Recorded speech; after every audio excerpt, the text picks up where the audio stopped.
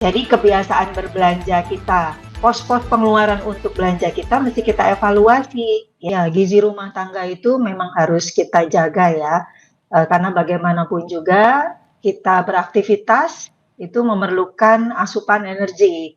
Nah, karena itu pengetahuan mengenai bagaimana seperti tadi contoh ya tadi di video tadi mengutak-atik gitu, mengutak-atik bahan masakan itu memang kita perlu latih justru di dalam kondisi seperti ini. Nah, mengenai keuangan di saat harga bahan pada naik, memang ada beberapa hal yang bisa kita terutama ibu rumah tangga ya, untuk bisa kita lakukan gitu. Tapi ini sebenarnya bukan tanggung jawab si ibu rumah tangga aja, apalagi Mmm, kalau kita sebut keluarga. Ini memerlukan kerjasama dari seluruh anggota keluarga.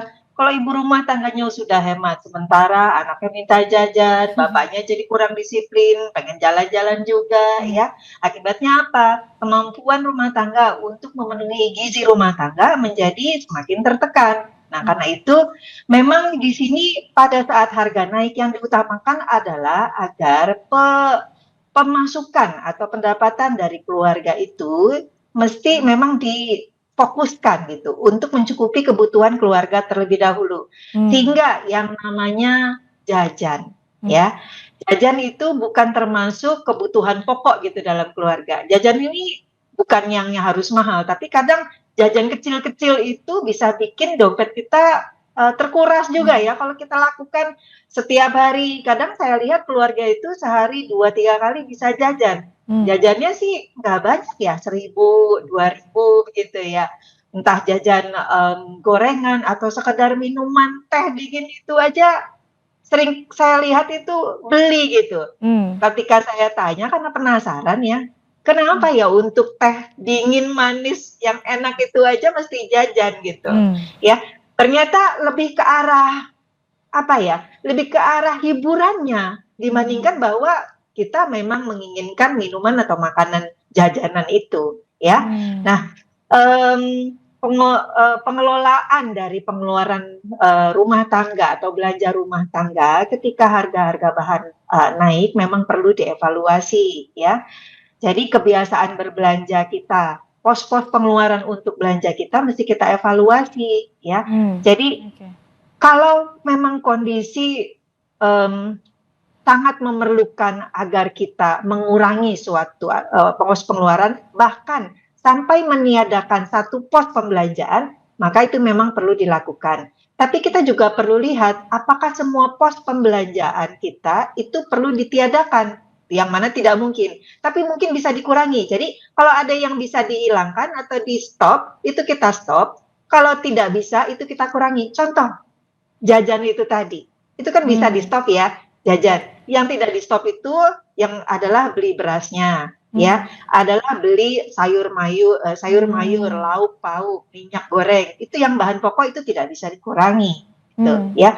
Jadi kalau bisa di-stop, di-stop, kalau tidak bisa di-stop berarti kita bisa kurangi saja. mmm, Kalau tidak, selain di-stop atau dikurangi, maka yang ketiga pendekatannya buat ibu rumah tangga adalah kita mengganti barangnya gitu ya. Contoh oke, tadi tidak semua barang itu naik, cabai turun, ada sayur mayur yang harganya tetap dan harganya ada yang mmm. turun. Jadi yang mahal jangan dibeli, kita ganti dengan sayur mayur atau lauk pauk yang harganya masih bisa terjangkau oleh kita. Evaluasi pengelolaan pengeluaran begitu ya Bu Mika, jangan sampai kita mengutamakan keinginan daripada kebutuhan. Lalu kalau idealnya pembagian pos anggaran keuangan keluarga itu seperti apa sih? Mungkin bisa dijelaskan urutan dan posisinya seperti apa, misalnya formulasinya bagaimana? Nah, ini bagus banget nih bicara mengenai anggaran. Mmm, Ini ibu rumah tangga seringkali lupa ya, karena mmm, saking banyaknya pengeluaran, saking banyaknya kegiatan, sehingga lupa mengevaluasi, melakukan apa ya, pemeriksaan lah satu-satu, membuat catatan. Ya, karena kalau kita membuat catatan mengenai kita ini pemasukan berapa, terus mau kita belanjakan buat apa saja, kita tuh jadi nggak sembarangan dengan uang kita. Udah uang kita tinggal segitu-gitunya ya, mmm, berapapun sebenarnya kalau kita punya pemasukan, ketika kita tidak punya anggaran, maka itu bisa habis dengan sangat cepat. Kalau misalnya ini Mbak Asri kasih saya uang 10 juta, saya bisa ngabisin dalam waktu 1 jam. Karena apa? Karena yang namanya ngabisin uang itu gampang banget ya. Sementara kalau kita cari uang itu kan susah, makanya kalau kita mau belanja, itu kita mesti punya rencana. Rencana itu bisa rencana 1 bulan dengan pos-pos pengeluaran yang prioritas. Begitu banyak pengeluaran, maka memang harus kita atur sedemikian rupa. Hmm. Prioritas pertama tentu harus kita letakkan pada tabungan dan investasi. Sebagaimanapun atau seberapa sulitnya pun kondisi ekonomi kita, maka kita tetap harus punya yang namanya tabungan.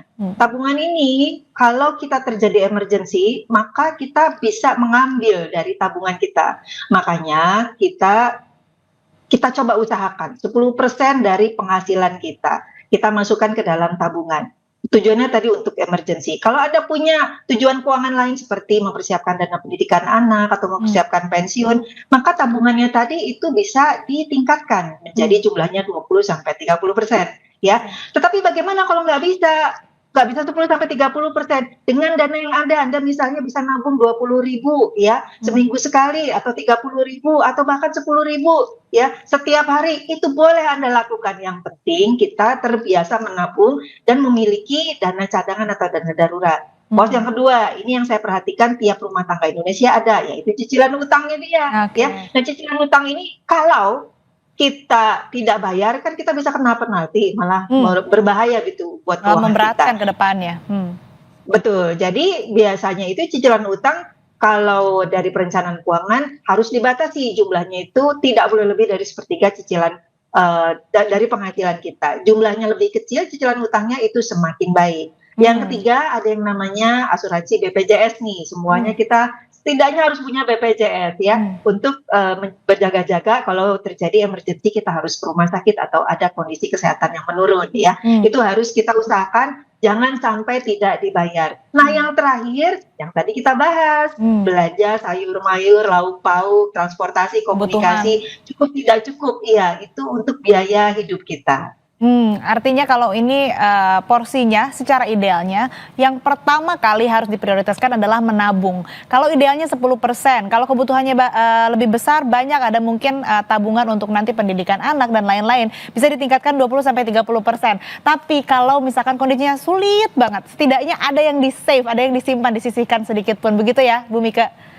Betul sekali. Nah, selanjutnya nih, apa yang harus dilakukan agar finansial keluarga ini tetap stabil untuk jangka panjang? Gimana nih planning financial planner-nya seperti apa untuk menjaga stabilitas keuangan keluarga tapi jangka panjang?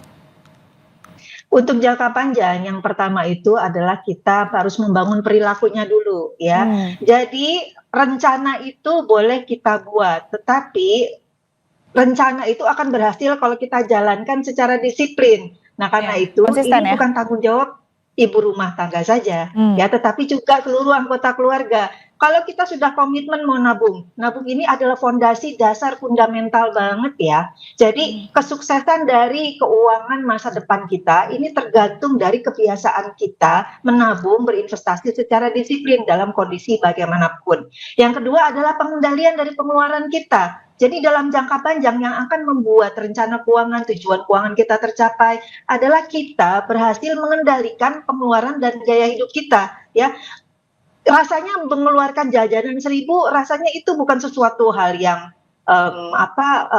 besar gitu. Nah, padahal kalau kita lakukan setiap hari itu akan melukai kemampuan menabung kita. Nah, supaya kita bisa bertahan dalam jangka panjang, maka kita perlu melakukan prioritas dan dan pembuatan anggaran, termasuk dengan memprioritaskan tabungan tadi. Itulah yang akan membuat kita memiliki fondasi yang kuat untuk mencapai kesuksesan finansial kita di masa depan. Dan tentu saja menurut saya, satu lagi, seberapapun kita punya pengetatan anggaran, ya, kalau harga-harga naik terus, tentunya kita akan menjadi semakin tertekan. Karena itu diupayakan agar di dalam kegiatan kita sehari-hari, di dalam pembelajaran kita juga mungkin bisa mengarahkan ke dalam kegiatan-kegiatan yang sifatnya produktif. Contoh misalnya, kita mungkin bisa bertanam sayur mayur sendiri di rumah barangkali untuk lebih memperkuat daya beli kita ya, sehingga kita tidak selalu membeli.